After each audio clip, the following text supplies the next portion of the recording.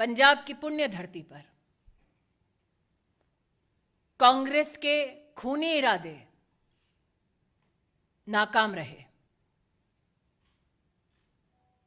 जो लोग कांग्रेस पार्टी में मोदी से घृणा करते हैं, वो आज देश के प्रधानमंत्री को,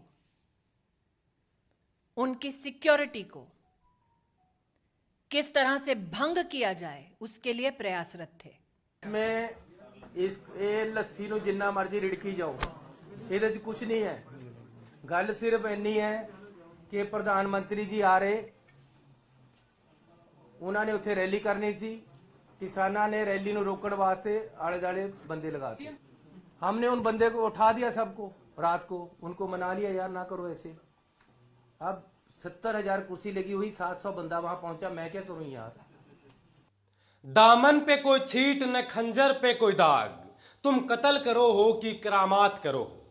नमस्कार, मैं अजय कुमार, आप देख रहे हैं बोल हिंदुस्तान। कल तक किसान सड़कों पर थे, आज सियासत का सरताज सड़कों पर है। ये वक्त है साहब, कब किसके साथ रहा है। मैं जिक्र प्रधानमंत्री के पंजाब दौरे में हुई सुरक्षा चूक का कर रहा हूं। यह पहली बार है कि प्रधानमंत्री नरेंद्र मोदी की रैली रद्द करनी पड़ी। यह पहली बार है कि प्रधानमंत्री की रैली रद्द करने की वजह सुरक्षा में चूक बताई गई। और यह पहली बार है कि गृह मंत्रालय ने तुरंत एक बयान जारी कर राज्य सरकार से पूछा जिम्मेदार कौन है, उसके खिलाफ कार्रवाई हो। और यह पहली बार है कि चुनावी रैली के दौरान सुरक्षा चूक के बीच जैसे ही रैली रद्द हुई, बीजेपी के अध्यक्ष ने ट्वीट कर कहा कि मुख्यमंत्री तो फोन तक नहीं उठा रहे थे। क्या यह कोई साजिश का हिस्सा था? और यह भी पहली बार था कि मोदी जी 1 साल से दिल्ली की सड़कों से कृषि कानून रद्द होने पर लौटे पंजाब के किसानों को संबोधित करने का न केवल मन बनाया था, बल्कि ये तय कर निकले थे कि अब वह पंजाब के किसानों से सीधा संवाद करेंगे।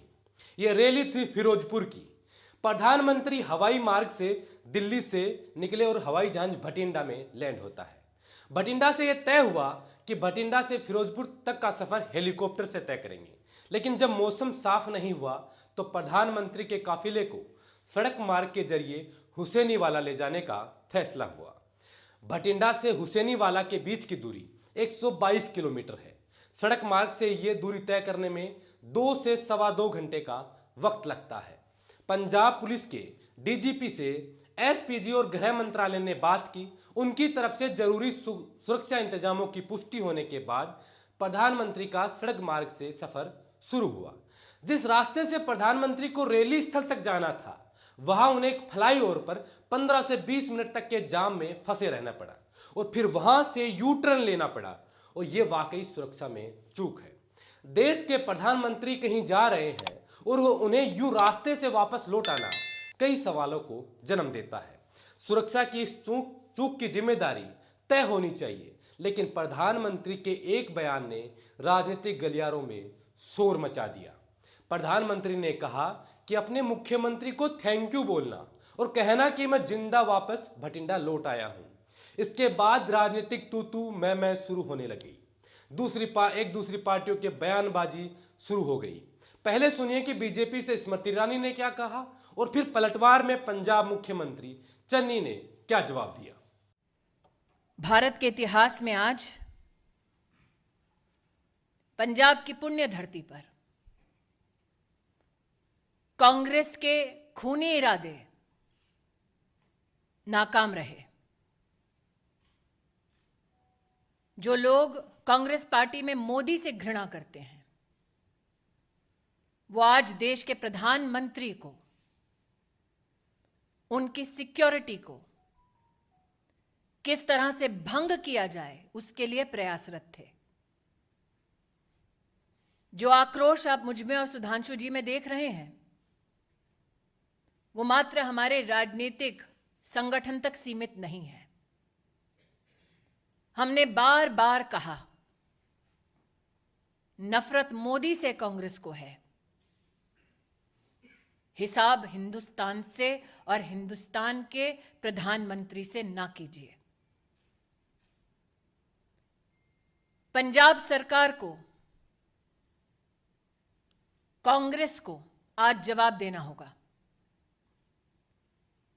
प्रधानमंत्री किस रूट से एक स्थल पर पहुंचते हैं, उस पूरे रूट की सुरक्षा का प्रबंध और कोई भी गतिरोध नहीं है, ऐसा आश्वासन पंजाब पुलिस ने प्रधानमंत्री जी के सुरक्षा दस्ते को दिया। क्या जानबूझकर प्रधानमंत्री जी के सुरक्षा दस्ते को झूठ बोला गया? प्रश्न 2, प्रधानमंत्री जी के पूरे कैवलकेड को जब रोकने का प्रयास हुआ, 20 मिनट तक जब उनकी सुरक्षा भंग की गई, जिन लोगों ने प्रधानमंत्री की सुरक्षा को भंग किया, उन लोगों को प्रधानमंत्री की गाड़ी के पास तक, उस स्थल तक किसने और कैसे पहुंचाया? क्योंकि हिंदुस्तान में हर नागरिक जानता है कि प्रधानमंत्री की इस वक्त की मूवमेंट कहां, कब, कैसे हो रही है, यह साधारणतः जानकारी उपलब्ध नहीं होती। उस क्षण किसने उन लोगों को फ्लाईओवर पर भेजा, ठहराया, व्यवस्था की, इसका जवाब पंजाब की कांग्रेस सरकार को देना होगा। मैं ਇਹ ਲੱਸੀ ਨੂੰ ਜਿੰਨਾ ਮਰਜ਼ੀ ਰਿੜਕੀ ਜਾਓ, ਇਹਦੇ 'ਚ ਕੁਝ ਨਹੀਂ ਹੈ। ਗੱਲ ਸਿਰਫ ਇੰਨੀ ਹੈ ਕਿ ਪ੍ਰਧਾਨ ਮੰਤਰੀ ਜੀ ਆ ਰਹੇ, ਉਹਨਾਂ ਨੇ ਉੱਥੇ ਰੈਲੀ ਕਰਨੀ ਸੀ, किसाना ने रैली ਨੂੰ रोकने वास्ते आले दाले बंदे लगा दिए। 1 मिनट यार, इतनी मैं जाऊंगा नहीं कहीं। हमने उन बंदे को उठा दिया, सबको रात को उनको मना लिया, यार ना करो ऐसे। अब 70,000 कुर्सी लगी हुई, 700 बंदा वहां पहुंचा, मैं क्या करूं यार। गल ये है कि साडा तां उत्थे कंट्रोल ही इन्ना नहीं सी। मेन कंट्रोल SP जी IB ਉੱਥੇ ਕਰ ਰਹੀ ਸੀ। ਮੰਨੋ ਵੀ रात भी मैं IB ਦੇ ਨਾਲ की गल की है। होम मिनिस्ट्री सीधी इन्वॉल्व थी, हजारों आदमी उनका सिक्योरिटी का वहां था, और किसी तरह की पंजाब सरकार की कोई ज्यादा वहां रोल नहीं था। लेकिन फिर भी अगर डिसीजन ये हुआ कि भाई रोड जाना है, तो ये ज्वाइंट डिसीजन था। अगर ये डिसीजन हुआ है, अगर रास्ते में आकर कोई बैठा है तो वो अचानक बैठा है आकर, पहले से नहीं था। इसलिए इसको अननेसेसरीली सिक्योरिटी के साथ जोड़ना, ये दिस इज एन एजिटेशन। इसको सिक्योरिटी के साथ जोड़ना एक राजनीति हो सकती है, ये सिक्योरिटी के साथ जुड़ी हुई बात नहीं है। अगर 1 साल किसान दिल्ली में बैठ सकते हैं, तो क्या वो प्रधानमंत्री जी को या होम मिनिस्टर को या मुझे या किसी और को खतरा था? वो एक राजनीति नहीं थी, वो उनका एजिटेशन पीसफुल एजिटेशन था। यहां भी पीसफुल एजिटेशन था, रात हमने एजिटेशन उठाया था। अचानक कोई आकर बैठ गया तो उसमें कोई ये नहीं है कि जी किसी को खतरा था। कल प्रधानमंत्री की पंजाब यात्रा के दौरान कुछ ऐसा हुआ जिसे आप अभी सुने राजनीतिक बयानबाजी से किनारे नहीं लगा सकते। यह समझना जरूरी है कि प्रधानमंत्री सड़क मार्ग से फिरोजपुर की रैली में जा रहे थे, तो क्या उनके कार्यक्रम में हुसैनी वाला जाने का कार्यक्रम भी शामिल था या नहीं? या फिर सोशल मीडिया पर चल रहा है एक वीडियो जो बता रहा है कि रैली में भीड़ नहीं थी, तो प्रधानमंत्री जाना नहीं चाह रहे थे। 3 तारीख को PIB की तरफ से मिली सूचना में हुसैनी वाला जाने का कोई जिक्र नहीं था, यानी कि यह पहले बिल्कुल तय नहीं था। 3 तारीख को PIB की तरफ से मिली सूचना में फिरोजपुर रैली में जाने का जिक्र था, और वहां उन्हें कई योजनाओं के बारे में बताना था, कई की शुरुआत करनी थी, लेकिन हुसैनी वाला जाने का कोई जिक्र नहीं था। अब सवाल यह है, जब पहले यह तय नहीं था तो हुसैनी वाला जाने का प्रोग्राम कब बना, और इसके लिए पंजाब पुलिस ने अनुमति कब दी, और क्या उन्होंने ये बताया था कि रास्ते में किसान प्रदर्शन कर रहे हैं? ये तो रही पंजाब पुलिस की बात, लेकिन पंजाब पुलिस के अलावा जो सुरक्षा एजेंसियां हैं, गृह मंत्रालय है और उनकी जो एजेंसियां हैं, उन्हें क्या इनपुट थे? क्या उनकी और पंजाब पुलिस की सहमति से ऐसा हुआ था? कल जो प्रधानमंत्री की सुरक्षा के साथ जो भी चूक हुई, गंभीर सवाल तो है, जांच का विषय तो बिल्कुल है, लेकिन इसको लेकर PIB ने एक प्रेस रिलीज और जारी की है। उसमें हुसैनी वाला जाने का जिक्र है, 3 तारीख वाले में जिक्र नहीं था, यानी कि प्रोग्राम पहले से तय नहीं था। प्रेस रिलीज के अनुसार पंजाब पुलिस के अधिकारियों की तरफ से हरी झंडी मिलने के बाद हुसैनीवाला जाने के लिए सड़क मार्ग चुना गया, लेकिन प्रदर्शनकारियों ने प्रधानमंत्री का काफिला रोक दिया। ये बहुत गलत है और बहुत सीरियस भी है। ऐसा उनको नहीं करना चाहिए था। प्रधानमंत्री का काफिला 15-20 मिनट तक रुका रहे और उसके बाद काफिला यू टर्न लेकर वापस एयरपोर्ट पहुंचा और प्रधानमंत्री दिल्ली पहुंच गए।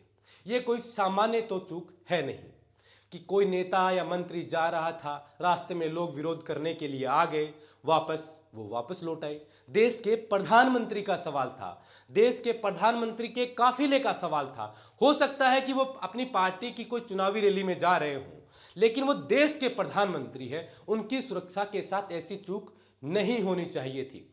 इसको यूं ही नजरअंदाज नहीं करना चाहिए था। लेकिन ये चूक हुई कैसे?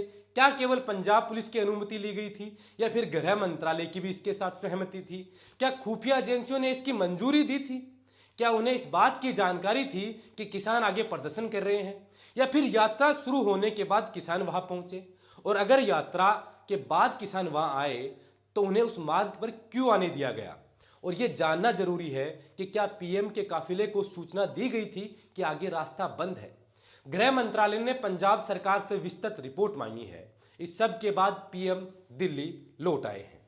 आधिकारिक तौर पर तो कोई बयान नहीं दिया, लेकिन समाचार एजेंसी एएनआई के अनुसार उन्होंने पंजाब के अधिकारियों से कहा कि आपके मुख्यमंत्री को थैंक यू बोल देना कि मैं भटिंडा जिंदा लौट आया हूं। इस पर किसान एकता मोर्चा ने ट्वीट कर कहा कि मोदी जी, आप जिंदा वापस आ गए, मगर हमारे 700 किसान भाई बहन जिंदा वापस नहीं आ सके। प्रधानमंत्री की सुरक्षा में चूक गंभीर विषय है। जांच होनी चाहिए, जिम्मेदारी तय होनी चाहिए कि इस चूक का जिम्मेदार कौन है। बहरहाल इस वीडियो में इतना ही। आगे देखते हैं कि जांच होने के बाद कौन इसका जिम्मेदार पाया जाता है, किसके खिलाफ कितनी कार्रवाई होती है, ये आगे देखना पड़ेगा। फिलहाल इस वीडियो में इतना ही। इस वीडियो को लेकर आपकी जो भी राय है हमें कमेंट कर जरूर बताएं। अगर ये वीडियो आप यूट्यूब पर देख रहे हैं तो हमारे चैनल बोल हिंदुस्तान को सब्सक्राइब कर लें। अगर ये वीडियो आप फेसबुक पे देख रहे हैं तो हमारे फेसबुक पेज को फॉलो कर लें। साथ ही आपको वीडियो पसंद आए तो वीडियो को लाइक जरूर कीजिए। अपने दोस्तों, रिश्तेदारों और परिचितों के साथ इसे शेयर कीजिए। शुक्रिया।